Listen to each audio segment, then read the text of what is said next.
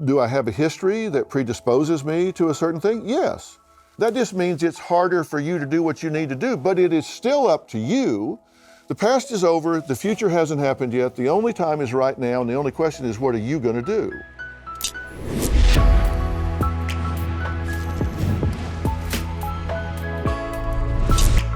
Hello and welcome. This is the Sunday Special with Dr. Phil McGraw, the host of The Dr. Phil Show and the brand new podcast, Fill in the Blanks. We'll get to our interview with Dr. Phil in just 1 second. But first, let's talk about the post office. No one really has time to go to the post office. You are busy. Who's got the time for all that traffic, parking, lugging all your mail and packages? No joke. Last time I went to the post office, I got a parking ticket. This is why you need Stamps.com. It's one of the most popular time-saving tools for small businesses. Stamps.com eliminates trips to the post office and saves you money with discounts you can't even get at the post office. Stamps.com brings all the amazing services of the U.S. Postal Service direct to your computer. Whether you're a small office sending invoices or an online seller shipping out products, or even a warehouse sending thousands of packages a day, Stamps.com can handle it all with ease. Simply use your computer to print official U.S. postage 24/7 for any letter, any package, any class of mail, anywhere you want to send it. Once your mail is ready, just hand it to your mail carrier or drop it in a mailbox. It is indeed that simple. And with Stamps.com, you get 5 cents off every first-class stamp and up to 40% off priority mail. Not to mention, it's a fraction of the cost of those expensive postage meters. Stamps.com is a no-brainer. It'll save you time. It'll save you money, which is why over 700,000 small businesses already use Stamps.com right now.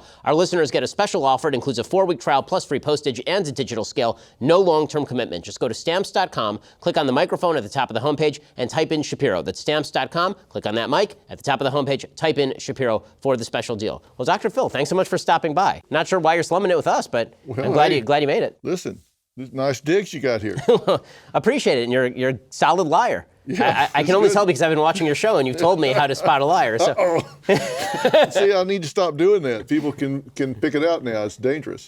So let's start from the very beginning. For folks who don't know your story, how did you become the Dr. Phil that is a household name? Everybody knows who you are. How did you go from point A to point B? Well, Oprah has a big part of this. There would be no Dr. Phil without Oprah, of course. And I was working as a trial consultant. I had a trial science firm in Dallas called Courtroom Sciences, and I represented Oprah as part of her trial team in the Mad Cow case. People might remember the Mad Cow case up in Amarillo. She was sued by the cattle growers. People think it's a bunch of ranchers. Not a bunch of ranchers, a bunch of cattle growers. I mean, these are with 100,000 cows in a feedlot. She made a comment that they alleged disparaged her about beef and sued her in Amarillo, and that's behind enemy lines for her. So I helped defend her in that case up there, and after that, she asked me to be on her show, and after a while, I did, and then she asked me to be on again, and then again and again, and then I started doing every Tuesday for 5 years, and from that came the Dr. Phil Show, and I'm now in my 17th season. I never intended to be on television at all. In fact, in all the years that I worked as a trial scientist, I never gave one interview, not one time. People come to trial and say, who are you? Answer was always the same, I'm not here. Because we didn't want to be in the spotlight then, we want to be behind the scenes. So it was never my aspiration to do it, but I really enjoyed doing her show, and then sprang the Dr. Phil. And now, as I say, we're in our 17th season, coming up on 3,000 shows and 20,000 guests, and here we are. So, well, one of the things that obviously you're famous for is your ability to read other human beings. And a lot of your show is the personal interaction that you have with other folks. How accurate do you think that people can actually be just by talking to folks about assessing where they're coming from, whether they're lying, that sort of thing? Well, when you really sit down and focus on somebody, and particularly the people that I work with, I think they really come in wanting me to know the truth. And we really manage people's expectations. First off, I don't work with anybody that doesn't want to work with me. I mean, I don't stop cars out on Sunset and say, you look like you need help, get out. That's not how it works. I mean, we get tens of thousands of emails of people wanting to be there, and it's hard to get there because, somebody told me the other day, the average guest is written in 20 or 30 times before they get there, which I hate. I'm sorry about that. but they really want to be there. And I make it real clear, look, I can help you with anything you tell me about, even if it's to tell you I can't help you, or I will send you where you can get help. But if you come in and tell me something that's not the truth, if you're just coming in trying to cover your ass or spin this, you're wasting my time and yours. So you worked really hard to get here, so you need to tell me the truth. So most people really are trying to put it out there and tell me the truth. And if they're not, it's pretty obvious. If somebody's there just trying to be a right fighter, not own their part of a circumstance or situation, whether it's a family issue or they're on drugs or whatever, if they're trying to evade and hide, it's pretty evident because they're not wanting to take accountability or whatever. And once they start getting honest, that's real clear too. But most of the people come in are trying to really get some help sincerely, or they don't make the cut, because we do, every guest that I deal with, I get a notebook that's probably 250 pages thick, because we do intake interview, I do a cross-sectional history, a longitudinal history, a medical history, a social history. We interview collaterals, neighbors, friends, family members, to try to get as many perspectives as we possibly can. So I have a lot of information that doesn't just come from them. And then I have an advisory board for Dr. Phil, and that's made up of the top minds in psychology, psychiatry, medicine, sociology, and they're from the top learning centers in the country. I've got the head of the family division at Harvard Medical School, head of the child psychiatry at Yale University. I've got Dr. Zimbardo, professor emeritus from Stanford University, that's done remember he did the prison experiment, has written most of the general psych textbooks. If people went through general psych, they probably had Zimbardo as a textbook. I've just got, these are a lot of the editors of the peer review journals in psychology. These are all on my advisory board. So if I get a really complex case, I can send it out to these different men and women on my advisory board and get really good input from them. There's about an 18 to 24 month lag time from research that's accepted for these peer journals to the time it gets published. So I get beyond cutting edge information for my guests. So we really do our homework. So what do you think are some of the benefits and drawbacks of dealing with people on a psychological level in public like this? Well, first off, you have to be real clear in your expectations of what you're going to do. I am 100% clear with myself that I'm not up there doing 30-minute cures. I mean, come on. I mean, people ask me sometimes, Dr. Phil, are problems really as simple as you make them out to be? I don't think problems are simple at all.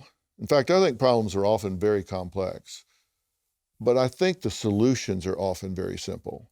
You can have a complex problem that maybe is generational through someone's family history, or it may be a problem of comorbidity where there's drugs, and then there are psychological issues, and then familial issues. There are lots of things that are feeding in to define a problem that's multifaceted. But the solution to that problem may be very simple, such as stop doing drugs, get the toxic people out of your life, hit the reset button and start behaving your way to success, and I'm going to give you the resources to do that. I'm going to get you a life coach. I'm going to get you a rehab center to get you detoxed from these drugs with medical supervision. And we're going to bring a family counselor in to start redefining what you call a family dynamic. So, after 17 years, I've got a network of resources. We've just passed $30 million in aftercare resources that we share with our guests off camera, away from the show, where they actually do the work. So I don't think I'm solving these people's problems. Sometimes we do. Sometimes it's very simple. But I think of it as being kind of an emotional compass. I can tell you what I think, point you in the right direction, and then help you with the resources you need to get there. And every guest is a teaching tool. So like you might come on the show and be a real hammerhead, just as an example, just as an example. And maybe you don't get it. Maybe what I'm telling you don't get. But sometimes the hardest, most hard-headed guests are the best teaching tools, because then I'll get thousands of letters and they'll say, oh my God, what a hardhead. He didn't get it, but I did. I heard him saying things I've said before, and I will never say that again. Oh my God. So they're great teaching tools, even though they don't get it. So, and is it a problem doing it in public for some people?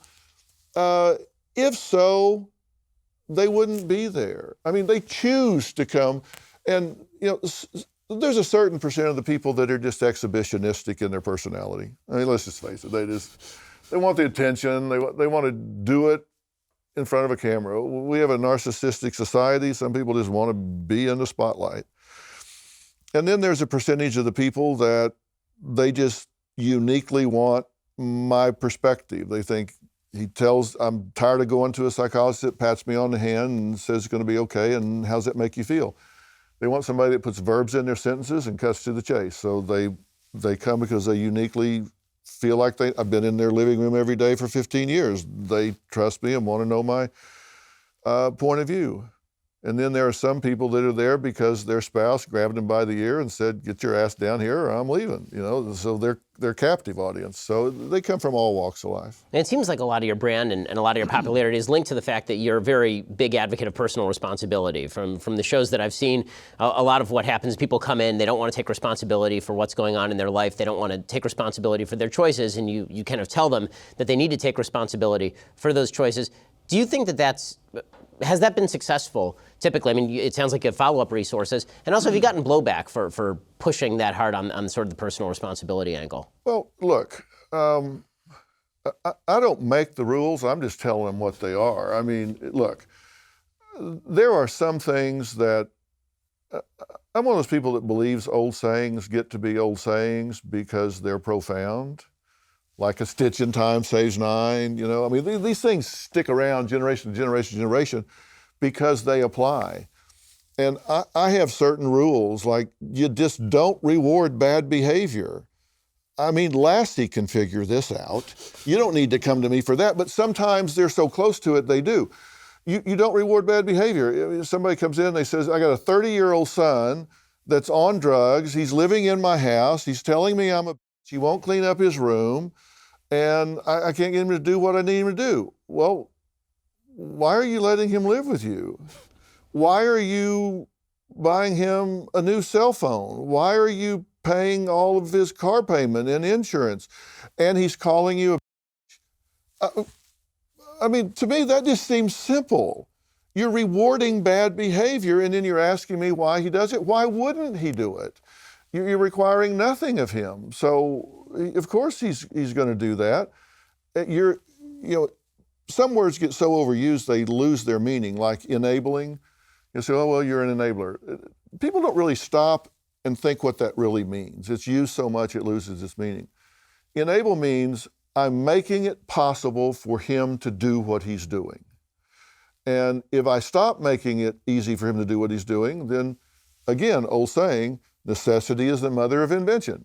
If he has to find a new way to live, then he'll find a new way to live. I mean, so I think sometimes when I'll set a parent down and say, look, let's face it, you're doing what you're doing to make yourself feel better, not to make your addict child healthier, because it's not making your addict child healthier.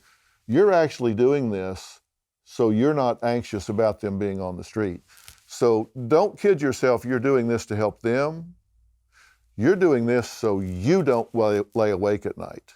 You would rather enable them and have them high in their bedroom than worry about them being on the street. So you're doing this for you, not them. You're being selfish, and you're crippling them at their expense to make yourself feel better. Now, they don't want to hear that, but is there any other way to see it?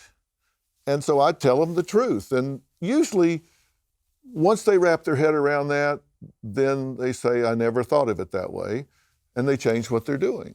Well, in just a second, I want to ask you about how that kind of personal responsibility ethos meshes with a society that may be promoting the idea that we are all sort of subject to forces beyond our own control. But first, when the founders crafted the Constitution, the very first thing they did was to make sacred the rights of the individual to share ideas without limitation by the government. The second thing they enumerated was the right of the population to protect that speech and their own persons with force. You know how strongly I believe in these principles. I'm a gun owner. Owning a rifle is an awesome responsibility, and building rifles is no different. BCM, Bravo Company Manufacturing, they were started in a garage by a Marine veteran more than 2 decades ago to build a professional-grade product that meets combat standards. BCM believes the same level of protection should be provided to every American, regardless of whether they are a private citizen or a professional. BCM is not a sporting arms company. They design, engineer, and manufacture life-saving equipment. They assume that every rifle leaving their shop will be used in a life or death situation by a responsible citizen, a law enforcement officer, or a soldier overseas. Every component of a BCM rifle is hand-assembled and tested by Americans to a life-saving standard. BCM works with leading instructors of marksmanship from top levels of America's special ops forces who can teach the skills necessary to defend yourself, your family, or others. To learn more about Bravo Company Manufacturing, head on over to BravoCompanyMFG.com. You can discover more about their products, special offers, and upcoming news. That is BravoCompanyMFG.com. Need more convincing? Find out even more about BCM and the awesome people who make their products at youtube.com/BravoCompanyUSA. So I want to ask you a little bit about the kind of, I know you don't talk politics very much. Your show is apolitical, but I'm not sure this is really a political question as much as it is a societal values question and may have some political ramifications. It seems like we live in a time where a lot of folks want to blame their personal behavior on forces beyond their control. They want to say that choices that are obviously within their control are obviously not within their control, that they're the result of historical forces or forces out there in the ether or institutional pressures or all the rest. Do you see that conflict right now in the country between sort of an ethos of personal responsibility and a system of thought that says that you're really a victim of circumstance? I do, but I don't think that it is all or none. And I look at it that way. I could use genetics as a good example. My father was a bad alcoholic. I mean, really bad alcoholic. I mean, he would drink to the point of blackout, oblivion, violence, tearing up the house, attacking family members, et cetera, et cetera. Now, I am genetically predisposed to be an alcoholic. Genetics oftentimes don't tell you who is going to be a certain way. It just tells you who is more likely to be a certain way. It just means for me, I have a steeper hill to climb. It just means for me that I have a bigger challenge because of historical events. Learning history, nature-nurture controversy, for me it was both. That was my modeling. From the most powerful role model in my life, which was my father. Genetics, because my father had the gene and passed it on to me. So do I have a history that predisposes me to a certain thing? Yes. The choice is still mine. I still have to make that choice, and I can still make the choice. I haven't had a drink in over 50 years. I made the choice. Was it harder for me to make than somebody that wasn't genetically predisposed? Yes, it was harder for me, but I still have to make it. And if you have a historical precedent that puts you at a disadvantage, okay, I can understand that argument. That just means it's harder for you to do what you need to do, but it is still up to you, because you can't, not even God can change what has happened. The past is over, the future hasn't happened yet, the only time is right now, and the only question is, what are you going to do? And I'll say that, I said this yesterday. There was a young woman that I was working with that had been sexually molested. And she was feeling really guilty and damaged by it. And I said to her, let me be clear, you have zero accountability for what happened to you when you were 8 and 9 years old. Zero. Don't feel guilty. I don't even care if you think back and think, I actually enjoyed it sometimes. And so you're thinking, that makes me different. I feel guilty. You have zero accountability for what happened to you when you were 8 or 9. You have 100% accountability for what you do about it now. As an adult, you are responsible for what you do about it. Is it fair that you have to be responsible for it now, that you have to overcome that? No, it's not fair. It just is. I'm sorry that you have to deal with that, but you do, and nobody can fix it but you. Zero accountability then, 100% accountability now. And so, yeah, I think there is a problem that people don't want that to be the case, but it is the case. It's not up to me to say that. It just is. I'm sorry, that just is. So in the field of politics, there's a tendency for politicians to portray people's problems as the result of vast impersonal forces of which they are the victims. And I wonder if there's a tendency in the field of psychology to paint people as the victims of their own biology too much, to pathologize evil, to essentially suggest that decisions are not your own. So to take an example, there's been a lot of controversy over the last few weeks over this documentary about Michael Jackson, who was allegedly a child molester, and there are several, now I guess 4 different kids who have come forward, now adults, saying that he molested them when they were children. And there's an article by Dahlia Lithwick over at Slate that was kind of interesting, in which she said, are we going to treat this as a sickness, or are we going to treat this as though it's an evil? In other words, is Michael Jackson an evil man, or was he a man who was suffering from some sort of biological sickness? Where do you come down when it comes to determining that balance in terms of personal responsibility versus maybe genetic drive to do something that we think is evil or immoral? Well, I can't speak to the Michael Jackson situation because I don't know the facts of that situation, but let's talk hypothetically. When you go into psychology, it's just like as an undergraduate, you have to pick an area of specialization. And for me, it was clinical.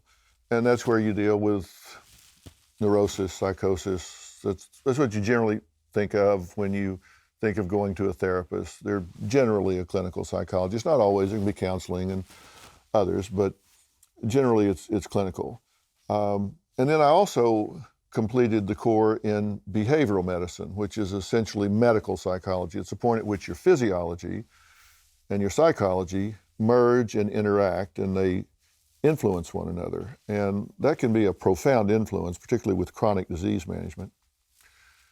And then when I finished school, I did a postdoctoral fellowship in forensic psychology. So now I was dealing with psychology and the law. And one of the things that I was often called on to do from a forensic psychological standpoint is make a determination between the irresistible impulse and the impulse not resisted. And there's just a few words to differentiate that, but it's often the difference between the death penalty or life in prison and going home. An irresistible impulse, you become involuntary. You're a passenger. This is an irresistible impulse. You could not resist this. You're now a passenger. You're back in row 12 of the bus. An impulse not resisted, you're driving the bus. You choose not to resist this impulse. And a big part of my determination in those situations was, did this person have the capacity to know the difference between right and wrong? And if someone is a pedophile, if they are aroused by children, for example, okay, clearly a deviant behavior set, right? Unhealthy, sickness, no doubt about it. Do they know the difference between right and wrong? Do they know this is wrong, but they act on it anyway?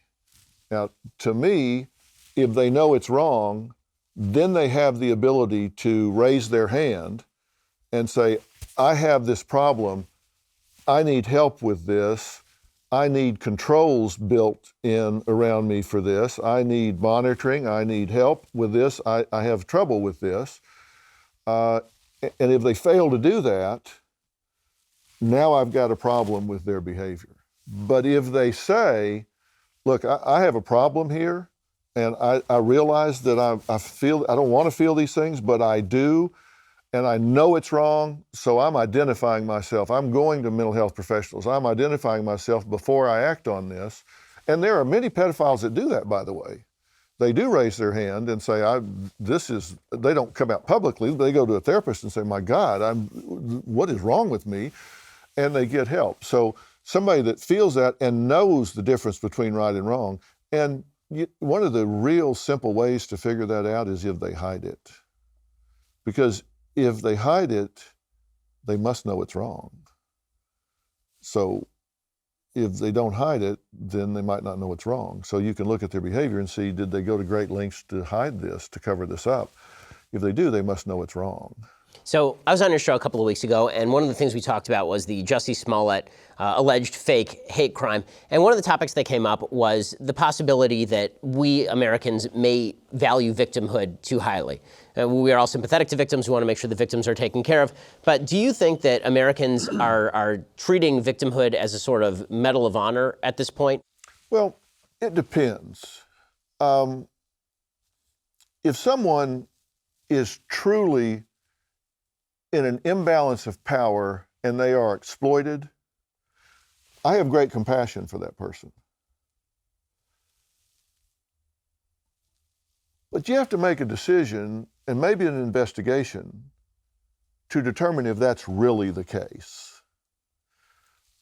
Or are they laying down in front of the bus? They could both get run over. But did one of them go lay down in front of the bus? or was one sitting in a cafe and the bus came over the curb and ran over them? They both got run over by the bus, but is there a difference? And to me, there is a difference. It's a difference between being a victim and a volunteer. There are victims that, despite their best efforts, they are exploited. And then there are those who seem to volunteer for it and take great pride in it, and it becomes their identity. I have much less compassion for those people, and I think there are some of those people, and it becomes who they are. And they milk it for everything they can. And I'm not talking about hoaxes. I'm talking about people that truly become victimized in some way. They get on the short end of an imbalance of power. But can I sort of change the subject for a minute? Sure, please. This is something that really bothers me. And you were on the show a couple of weeks ago. Thank you very much for doing that. And you were on there kind of as the sole voice on your side of the issue, with 4 or 5 other voices that were kind of counterpoint voices. And I thought that we had a very respectful, intelligent conversation. And I talked to the audience afterwards in studio. I looked at the message boards afterwards, and I thought people on both sides of the issue were a little bit dumbstruck by what an intelligent, respectful exchange of ideas took place, even though there were some diametrically opposed positions. And I walked backstage, and you were back there with a couple of those people that you have debated before. You are 180 degrees out from where they are on positions, and y'all were laughing and talking about some personal issues and just really kind of enjoying some personal time together. What has happened that doesn't happen anymore? You were on different sides of issues about as diametrically opposed as you can get. You said your piece respectfully. You didn't interrupt anybody. They didn't interrupt you. Everybody, it was a good conversation, and then y'all were backstage treating each other like decent human beings. What happened to that? Why doesn't that happen anymore? It happened, you guys did it. Well, again, my opinion on this is that I do think that there is currency in victimhood, and even in public debate, if you can claim that you've somehow been harmed by the other person, then we grant you a sort of patina of more credit. You're treated with more respect. So if you're in just an honest debate and everybody sort of understands the rules of the debate, you treat each other with respect, somebody wins, somebody loses, or maybe you just have a discussion, then there's no real reward there.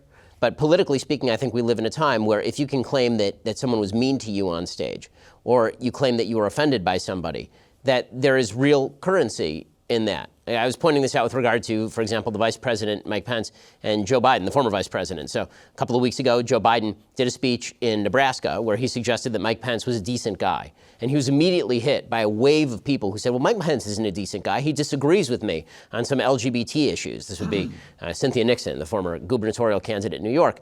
And Joe Biden then backed down. And then he said, well, I guess Mike Pence isn't a decent guy because we disagree on those issues. Again, I think that the reason that he did that is not because he doesn't actually think Pence is a decent guy. He knows Pence. I think that he probably thinks Pence is a decent guy. But if you can pretend that there is a lack of character on the other side, it allows you to avoid having the kind of productive discussions that bring unity. And there's a lot of money to be made and a lot of political hay to be made in the polarization rather than in the reasonable discussion, I think. Well, here's what I think about that, since you ask. You were going to ask, I can tell. I don't drink or smoke dope or take drugs. I never have because of my, as I said, I made it, everybody makes decisions in their lives, like what are we going to have for lunch today, where we're going to go on vacation. But then there's another level of decision we make, and I call those life decisions. Life decisions you make one time, and that's it. That's it for your life. Like, you make a decision, you're not going to steal. Like, so you make that decision maybe in the third grade, and your parents tell you, or you get caught stealing or something, and then, so you decide you're not going to do that anymore. And that's a life decision. I'm not going to steal. So you don't wake up in the morning when you're 30 years old and say, oh man, I'm in a rush and I'm short on cash. Do I want to go by the ATM or knock over that 7-Eleven? You don't have that debate because you've made a life decision. I don't steal. So you're going to go by the ATM. You're not going to rob the 7-Eleven.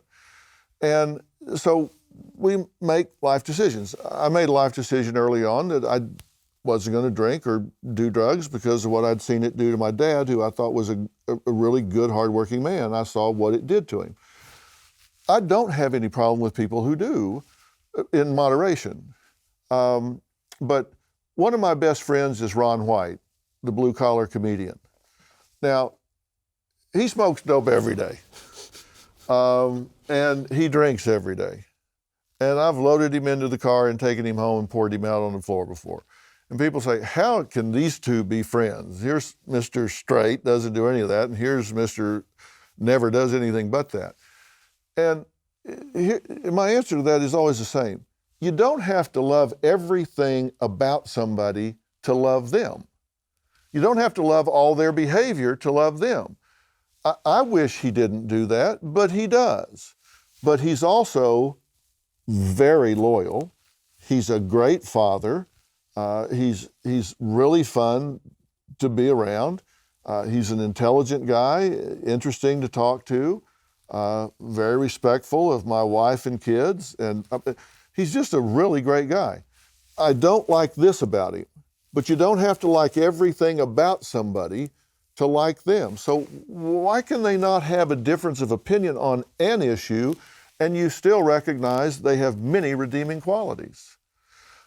If I had a brain tumor and the surgeon that was coming in to save my life had different political views, but this was the guy that could save my life, would I go, no, don't take this tumor out of my head. I don't like what you believe politically. Hell no, fix me.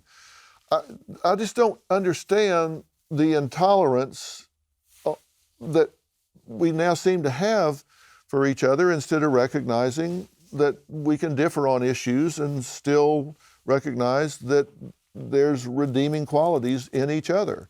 And I don't say that politically. I say it to both sides of the aisle. I just don't understand. It didn't seem to used to be that way. Well, actually, I want to ask you about that in just one second. But first, getting life insurance can feel like assembling the world's worst jigsaw puzzle. It is confusing, it takes forever, and when you're finally done, it doesn't even look cool. But if you have a mortgage, kids, anyone who depends on your income, it's a puzzle you need to solve, and Policy Genius can help you do it. Policy Genius is the easy way to get life insurance. In just 2 minutes, you can compare quotes from top insurers and find the best policy for you. When you apply online, the advisors at Policy Genius will handle all the red tape. They'll even negotiate your rate with the insurance company. No commission sales agents, no hidden hidden fees, just helpful advice and personalized service. Policy Genius doesn't just make life insurance easy. They also make it easy to find the right home insurance, auto insurance, disability insurance. They are your one-stop shop for financial protection. So, if you find life insurance puzzling, head on over to PolicyGenius.com. In 2 minutes, you can compare quotes, find the right policy, save up to 40% doing it. Policy Genius is the easy way to compare and buy life insurance. Be an adult. I know you don't want to think about death or life insurance. You should think about it. You should get it. The best way to do it, go over to Policy Genius, the easy way to compare and buy life insurance. Go check them out right now at PolicyGenius.com. So I want to ask you about that. You know, you talk about how you can love people without loving everything about them, and obviously that's true. There are really two questions I want to ask about. The first one is, in order to love a person, does there have to be at least some sense of shared values? Meaning that, you know, how much do you have to love about the person in order for it to be over the tipping point? Like, I'm not going to love somebody from Al-Qaeda or the Taliban, obviously. I'm not going to love neo-Nazis. It's going to be very difficult for me to love those people. And it's not just a political disagreement. There are root values that are in disagreement. What root values do you think that people need to share in order for there to be a bedrock for love to grow? Well, I think that you've just identified it. It's root values. I mean, I'm not going to hang out with Hitler because he plays a hell of a game of golf. I could give a shit about his game of golf, right? I mean, everything about him is offensive to my sensibilities. So that is overwhelmingly, we are just different people with different core values. And that's not what I'm talking about. If you're talking about somebody from Al-Qaeda, if you're talking about somebody that is a child molester, and just everything they stand for is offensive to your sensibilities, the gap is too wide. You can't get a bridge to span that. But that's generally not the case. If you sit down with people, you know, for example, if I'm negotiating with people, whether it's a business deal I'm negotiating, or if I'm trying to broker a peace between a couple that is really at odds with each other and on the brink of divorce, I always do the same thing. I say, first, let's talk about what we agree about. Now, I know you came here to resolve your differences, but first, I want to make a list of what we agree about. Because if we do that, we might just find that what we disagree about is less than we realize. So let's talk about what we agree about. And we make that list. And if that list is really small, then maybe that gap is too wide. But if that list is made up of those root values and core values, like, you know, we both want our children to do well. You know, we both love these kids. We both want certain things. You have a good list of root values. And then you look at what we disagree about and you realize, well, maybe we have different currencies here. Maybe I can give you more of what you want and you give me more of what I want because you value something more than I do and I value something more than you do. I'm willing, this is a 1 for me and a 10 for you. I can give you that, and that's a 2 for you and a 10 for me, so it's an easy give for you, but a big get for me. If you get people where they're looking for ways to come together instead of looking for ways to come apart, then you can begin to make some headway. And that's all I'm saying. We don't seem to have a dialogue anymore. Well, and I think that's what I'm getting to is I think that the incentive structure is aligned so much right now politically for people to make gains with their own side by drawing distinction. So you're saying that, you know, you draw points of unity and that's how you get together. But politics isn't about how you draw together. Politics, right now at least, is about how you draw distinction with the other side so that you convince people to come to your side. And the easiest way to do that is to attack them on a character level, not on a policy level. If you admit that the other side is basically good-hearted, has good intentions, that they mainly want good things, even if we disagree about how to get there, well, then people might side with that person. But if you say that that person is a racist, sexist, bigot, homophobe, if you say that person is a Nazi, if you say that person has no tolerance, then it's a lot easier to get people to side with you. After all, what are they going to do? Side with this person who you just characterized as Hitler? So it's an easy political game. It's one I really object to in a strong way. But I think that's the easiest political currency out there right now. Yeah, and what I really find offensive is when you see people backstage that treat each other with dignity and respect and then walk out on stage and put on a completely different persona, that is really hypocritical and disingenuous to me. Now I don't trust either one of them. Yeah, totally agree with that. So I want to ask you about changing people. So, that's sort of the second question is, you're talking about shared values. Is there, you've said before that you think people change, but does that mean that you can change them, or does it have to be an internally driven thing? Because so much of politics and life is about determining whether you ought to accept someone for the flaws that they have, or whether you ought to expend effort in the attempt to change them. So take, for example, your friend. Was there a certain point where you said, you know what, I've given him the lecture 20 times about not drinking and not doing drugs. He's not doing it. I can either take him as he is or I can leave him. When do you make that call as to whether somebody is changeable or not? Well, I think when you disagree, the goal needs to be that you're heard and understood, not that you win. And certainly, I think that's true at a personal level. If you're in a relationship, certainly if it's a husband and wife, and your goal is to win, what does that mean? That means that your partner is now a loser. And when people lose, how do they feel? They feel like a loser. They feel like they lost. Do you want your husband or wife to feel like a loser? Why would you want that? If instead you say, look, all right, my goal here is I want you to hear me. I want you to understand me. And then I'll shut up. And across time, if you prove to be sensitive to that and you try to find some middle ground with me and I try to find some middle ground with you, then this relationship is going to have a long-term history.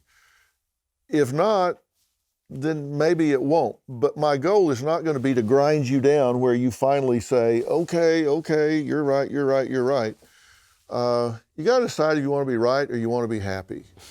And being right comes with a lot of resentment from those that you've proven wrong. And that doesn't seem to advance personal agendas or political agendas. Well, I mean, and that's really the question is there a difference between personal interactions and political interactions, in the sense that when it comes to political interactions, there is an actual result that is apart from the two sides, meaning that there will be a law, for example, or there will be a public policy that at the end of the day is promulgated. I mean, in my marriage, my goal is to preserve the marriage because I married a person with whom I share values. The marriage is more important than anything else that is on the table, and that means that I'm willing to subsume fact in favor of feeling when it comes to my wife. This is true with my parents and my siblings. But when it comes to politics, where you're determining the rules that govern a society or how we ought to see reality itself in some cases, what should be the mix there between facts and feelings? Well, I think that people say politics are local, not national. I disagree with that. I think politics are personal. I don't think they're local. I think they're personal. Now, people can deny that, but I think people sit down and say, what's in this for me? How's this going to affect my family? How's this going to affect me? Whether it's a law about taxes or whatever, if something's going to change the mix of the community or it's going to change laws about how long you work or retirement or taxation, whatever. People may not want to say it, but I think they look at it and say, how's this going to affect me? And so I think it gets down very much like a relationship. I think they look at it in terms of its personal impact. And once they decide that they can live with whatever that outcome is, then they start to think about others. It's survival, then it's actualization. Then you got to survive first, and then you can start caring for others and taking care of them. And I'm not saying that people don't have genuine empathy and concern for others, but I guess the thing that I would really want people to do, I believe knowledge is power. I think knowing the true, unspun facts of a situation are critically important. And I'm just not sure that many people have access to that. in this day and time. I don't know where to get unspun news today. I don't know where to get it. Yeah, I'm not sure that it's even possible. I mean, I think there are people who are striving for it, but I think everybody has their own cognitive biases that act themselves out in real time, and no matter how we discuss the issues. When it comes to the difference between personal and political, I'll give you an example of where I think that, for example, there's a gap. So on the issue of transgenderism, I've been very outspoken. I think that a biological man is a biological man. I think a biological woman is a biological woman. There are people who are intersex, but that does not obviate the categories of male and female. I do not think that a man can become a woman or a woman can become a man. And if a man wants to identify as a woman, I think that that is factually incorrect.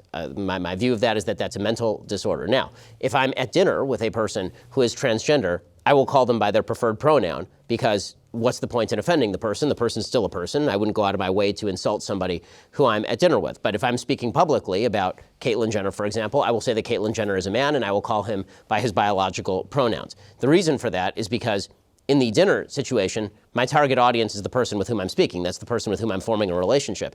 In the political world, the target audience is not Caitlyn Jenner. I'm not speaking to Caitlyn Jenner. I'm speaking to the audience writ large about a scientific issue that has some ramifications for public policy. I'm not sure how to bridge that gap when people suggest that we ought to discuss public policy as though it were personal. We should pretend that scientific facts don't exist in order to not offend, for example.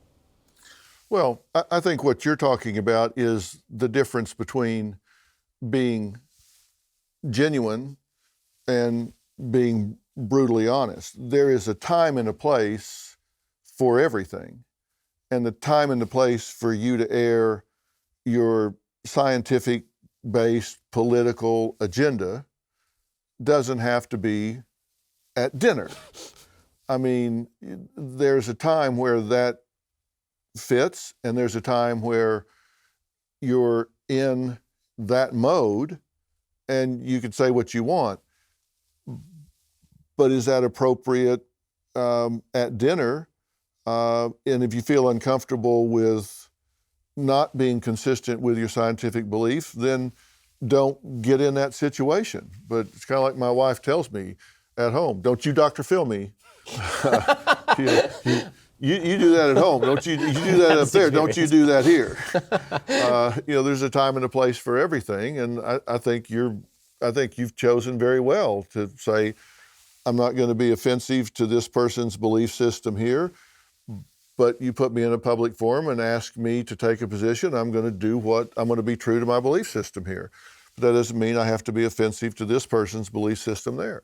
So in a second, I want to ask you about your religious worldview, because religion is obviously a great part of how people become happy in certain social science studies. I want to ask you what your factors are for happiness. How do you become a happy person, and does religion play a part in that? But first, let's talk about your emergency food storage. Wise Company, freeze-dried food. It's easy to prepare. It can be stored for up to 25 years. You're going to have the peace of mind that comes with being prepared with food in case of an emergency. There are lots of types of emergencies for which you might need freeze-dried emergency food: hurricanes, tornadoes, earthquakes, floods, wildfires, power outages, job loss. Wise Company takes an innovative approach in providing dependable, simple, affordable, freeze-dried food for emergency preparedness and outdoor use. When government resources are strained, it could be days, if not weeks, before you can get to fresh food and water. You can't rely on somebody else. You have to rely on yourself. This week, my listeners can get any Wise emergency or outdoor food product at an extra 25% off the lowest marked price at wisefoodstorage.com/Shapiro. Plus, shipping is free. Wise has a 90-day, no questions asked return policy, so there's no risk in taking the initiative to get yourself and your family more prepared today.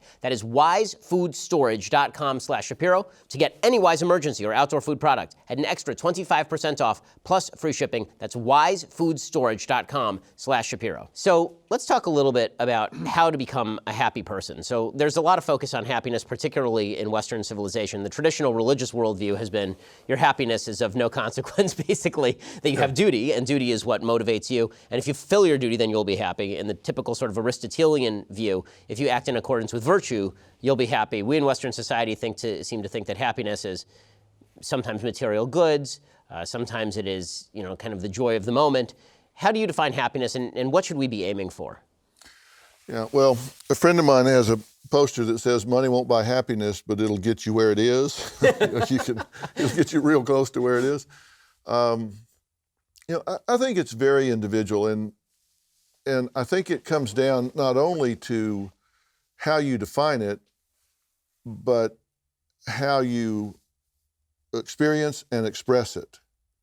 I mean, because happiness is not just a definition, it's experiential. I mean, let's put on our Gestalt hats for a minute and say, what's our experiential happiness? And, to me, I start using synonyms like fulfillment and peace and joy. And,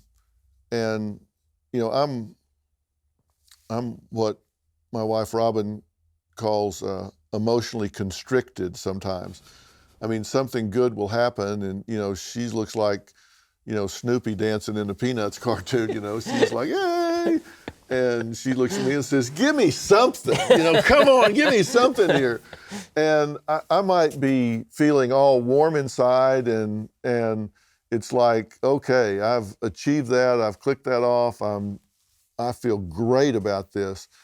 And, for me, happiness is a real sense of peace and accomplishment and that kind of sense of having climbed this mountain and done that. And I'm very happy about that. But I may not be as expressive as she is or the next person is. And I think it's different. I think it's different for everybody. And for some people, they define that with, spiritual awakenings and spiritual evolution. Some people achieve it through a sense that they're really being altruistic in some way. Some people define it materialistically. And I think it changes as we change. Things make me what I call happy or fulfilled now that didn't have that effect on me 30 years ago.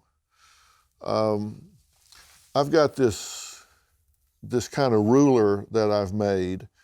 I roll it out on the floor, and it goes from 0 to 83, which is the life expectancy. And I have people sometimes walk along it and stand on their age.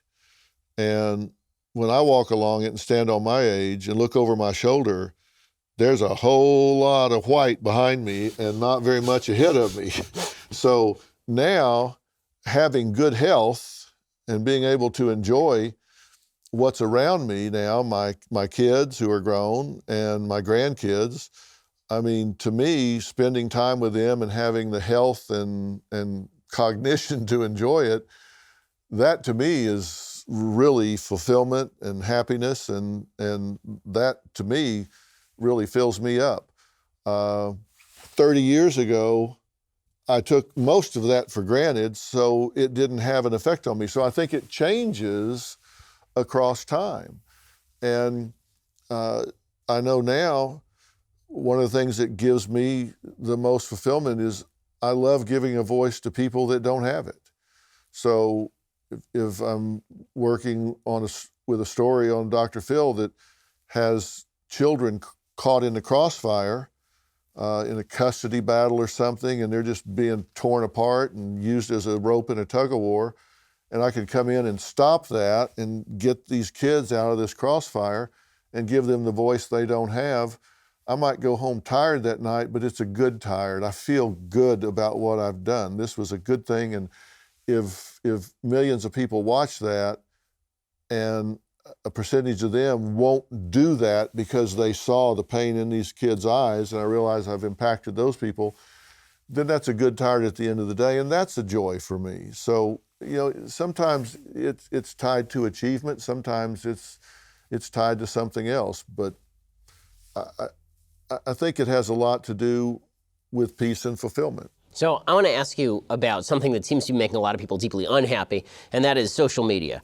Do you think that social media is a net benefit or a net detriment to human beings? Were we ready for this machine that we created for ourselves? And I'm talking from the perspective of someone who's extraordinarily active on Facebook and Instagram and Twitter and all the rest, but the science tends to suggest that this stuff may not be particularly good for us. Where do you come down on the social media? Well, I think we have to, it's here, so where I come down on it is deal with it because it's here. here's what I think. And when I started Dr. Phil, the first text message had not been sent. There was no Twitter, there was no Facebook, there were no smartphones. So I'm dealing with things now that didn't even exist when I started. But I'm also dealing with kids who used to come home and their mother said, sit down, you can't talk right now, Dr. Phil's on. Now they're coming on to the show and their kids are saying, hey, can't talk right now, Dr. Phil's on. And I realize that we have a whole new set of influences on kids, and they have access to information that I didn't have when I was growing up, that's racing them along the evolutionary continuum in terms of relationships and emotion. And they are access to bullies and predators and all that we didn't have to deal with in my generation. If you were getting bullied at school, you went home, it stopped. Now you go home, the cyber bullies just follow you home, and you get online and they're bullying you at home. So it's here, we have to deal with it. I was invited to testify on Capitol Hill on the reauthorization of the Elementary and Secondary Education Act, and they were asking, should they allocate money to the curriculum to deal with cyberbullying? And I was there to say not just yes, but hell yes, because teachers were saying it doesn't happen on campus, so it's not our job. And I was saying, bullshit. It is your job because these are the kids that are doing it and you're watching these kids throughout the day. What we have to start doing is preparing our children to deal with the social media world.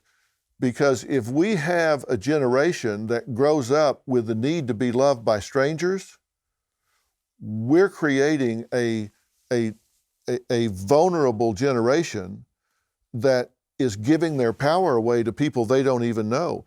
If your mood is driven by how many likes a picture you post gets, I've talked to kids that they'll put up a picture and it doesn't get 10% of the likes the last one did, and their moods cycle down. I've talked to parents whose kids were cyberbullied to death. We hate you, go kill yourself. And they walk in and their daughters hung themselves in the closet and they're dead. And they go look at their social media and there's 75 posts there, just kill yourself, we don't want to see you tomorrow. We have to prepare our children to realize this is not the World Wide Web, it's the wild, wild web. There's no control, there's no enforcement, there's no accountability.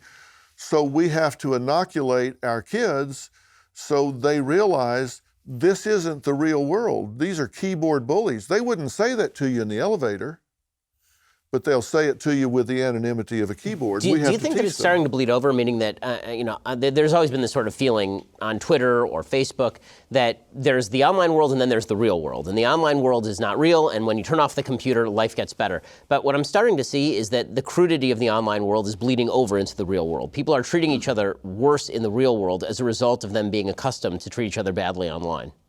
I hope not. I mean, I haven't seen any research about that, but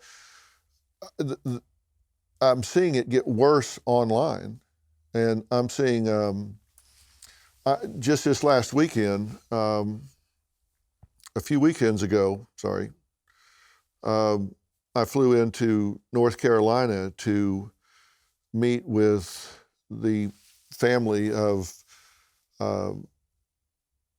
Shanann Watts, Chris Watts, the family annihilator that killed his wife and two babies, Bella and Cece. You recall that story. He had just given a real confession about what he actually did in killing her and those two children. And the family wanted to sit down and talk, and I went in and sat down and talked with Susan and Frank and Frankie Jr., her brother. And one of the biggest problems they have in their grief right now are the internet trolls. There are trolls that are opening accounts in their daughter's name and sending messages, so they get up and get on the internet and there's a message from their daughter, Shanann. that says, I'm burning in hell, why did you do this to me? Things like that, just to torture them.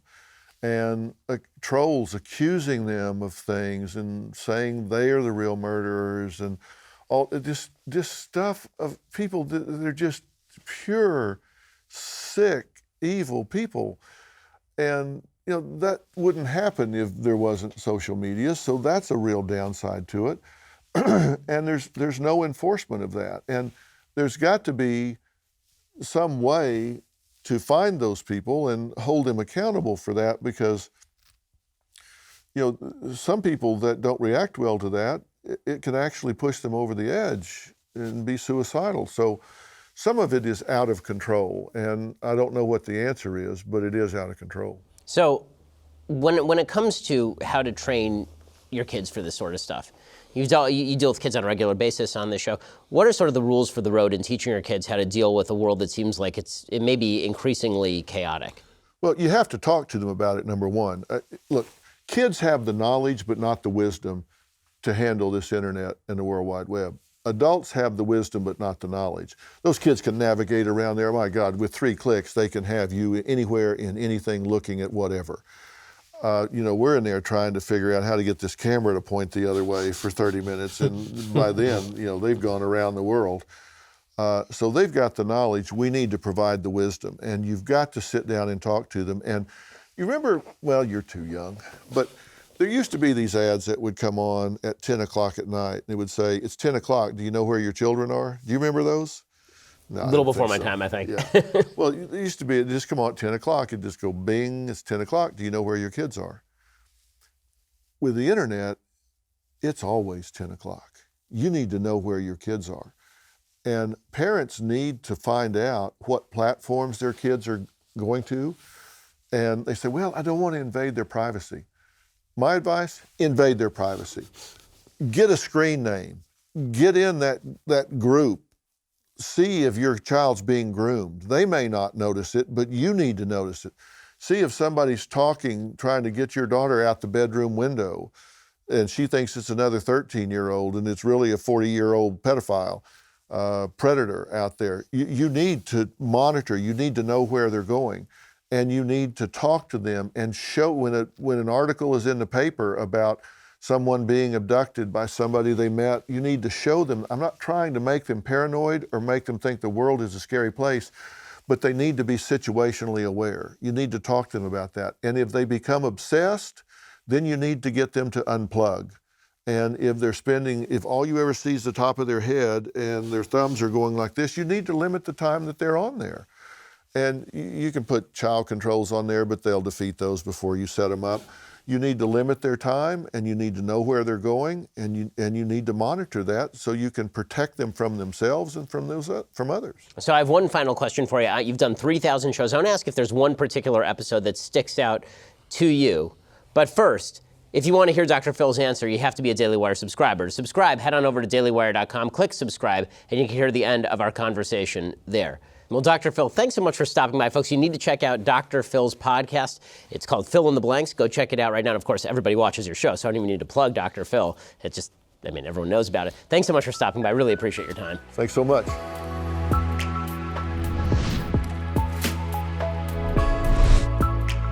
The Ben Shapiro Show Sunday Special is produced by Jonathan Hay. Executive producer Jeremy Boring. Associate producer Mathis Glover. Edited by Donovan Fowler. Audio is mixed by Dylan Case. Hair and makeup is by Jesua Olvera. Title graphics by Cynthia Angulo. The Ben Shapiro Show Sunday Special is a Daily Wire production. Copyright Daily Wire 2019.